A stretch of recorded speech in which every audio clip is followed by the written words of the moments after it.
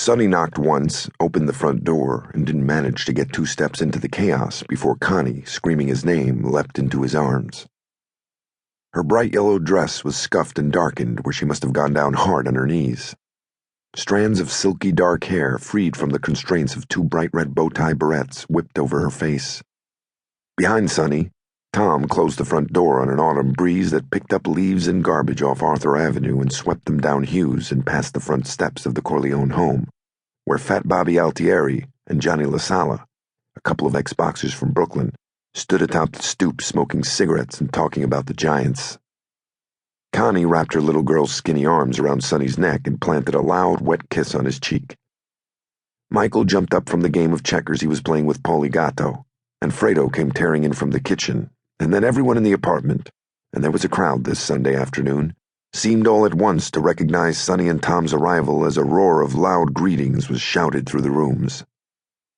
Upstairs, in a study at the head of a flight of wooden steps, Genco Abandando rose from his seat in a tufted leather chair and closed the door. "Looks like Sonny and Tommy just showed up," he said. Since anyone who wasn't deaf would have heard both the boys' names called out a dozen times, the announcement was unnecessary. Vito, in a straight-back chair beside his desk, his black hair slicked back, tapped his fingers on his knees and said, "Let's move this along. I want to see the boys." "Like I was saying," Clemenza continued, "Mariposa's gonna bust a blood vessel." He took a handkerchief out of his jacket pocket and blew his nose. "I got a little cold," he said, waving the handkerchief at Vito as if offering proof. Clemenza was a heavy man with a round face and a rapidly retreating hairline. His stout body filled the leather chair beside Genco's.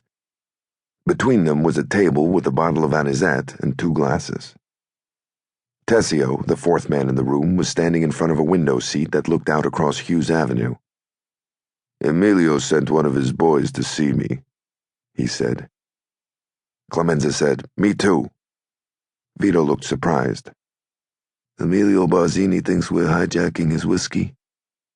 "No," Genco said. "Emilio's smarter than that.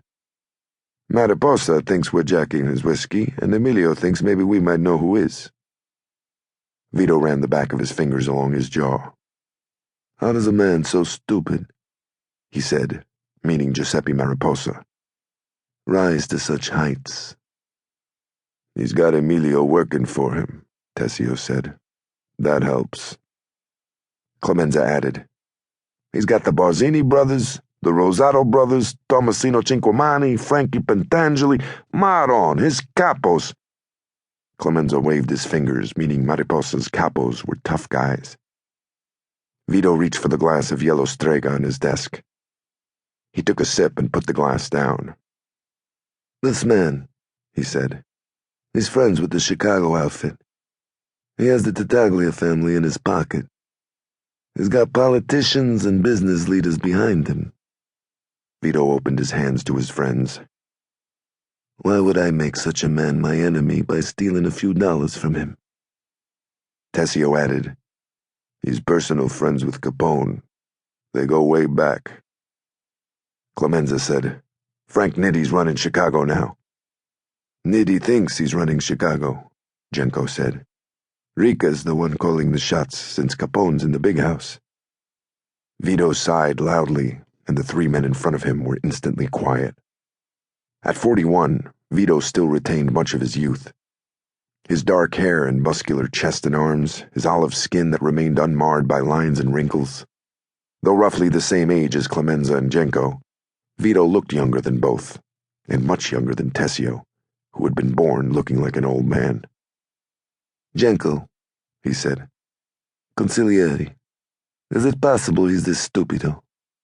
Or," Vito punctuated his question with a shrug, "or is he up to something else?"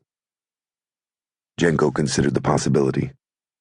A slender man with a nose like a beak, he always looked at least a little nervous. He had a constant case of agita and was forever plopping 2 Alka-Seltzer tablets into a glass of water and drinking it down like a whiskey shooter. "Giuseppe's not too stupid he can't read the writing on the wall," he said.